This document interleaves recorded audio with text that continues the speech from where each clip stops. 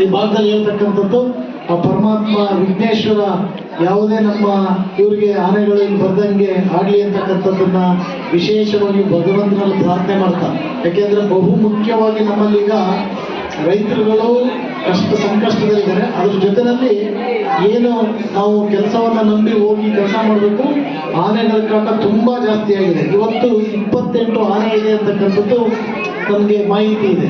ಈಗಾಗಲೇ ಅರಣ್ಯ ಅಧಿಕಾರಿಗಳು ಸಂಪೂರ್ಣವಾದಂತ ಸಹಕಾರವನ್ನು ಕೊಡ್ತಾ ಇದ್ದಾರೆ, ಅವನ್ನ ತೆರವುಗೊಳಿಸ್ತಕ್ಕಂಥ ಕೆಲಸನ ಮಾಡ್ತಾ ಇದ್ದಾರೆ ಅಂತಕ್ಕಂಥದ್ದು. ಈ ಭಾಗದ ಸಮಸ್ಯೆಗಳನ್ನ ನಮ್ಮ ಸಂಗಪ್ಪನವರು ಹೇಳ್ತಾ ಇರ್ತಾರೆ. 94C ಒಂದು ಇದಿರ್ತಕ್ಕಂಥದ್ದು. ಬಹುಶಃ 94C ಮೊನ್ನೆ ನಮ್ಮ ದಿನೇಶ್ ಅವರು ನಾವು ಜೊತೆಯಲ್ಲಿ ಎಲ್ಲ ರೆಡಿ ಮಾಡಿಸಿ ರೆವಿನ್ಯೂ ಮಿನಿಸ್ಟರ್ನ ಭೇಟಿ ಮಾಡಿ ಅದು ಕೊಟ್ಟಿರ್ತಕ್ಕಂಥದ್ದು. ಯಾಕೆಂದ್ರೆ ನೀವೆಲ್ಲ ತುಂಬಾ ಸ್ವಾಭಿಮಾನಿಗಳು, ರಸ್ತೆನಲ್ಲಿ ಸಿಕ್ಕಿದ್ರು ಸಹ ತುಂಬಾ ಚೆನ್ನಾಗಿ ಮಾತಾಡಿಸ್ತೀರಾ, ಒಳ್ಳೆಯದನ್ನ ಬಯಸ್ತೀರಾ.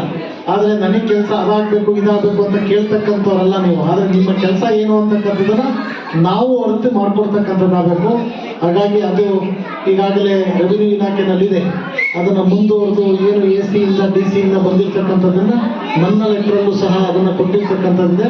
ಅದನ್ನ ನಮ್ಮ ದಿನೇಶ್ ನಾವೆಲ್ಲ ಸೇರಿ ಅದನ್ನ ಮುಂದುವರಿಸಿ ಮುಂದಿನ ದಿವಸಗಳಲ್ಲಿ ಅದಕ್ಕೆ ಏನು ಕಾಯಕಲ್ಪ ಇದೆ, ಇಷ್ಟು ದಿವಸ ನಿಮ್ಗೆ ಆಗಿರ್ತಕ್ಕಂಥ ಅನ್ಯಾಯ ಏನಿದೆ ಅದನ್ನ ಸರಿಪಡಿಸ್ಕೊಳ್ತಕ್ಕಂಥದ್ದಾಗುತ್ತೆ.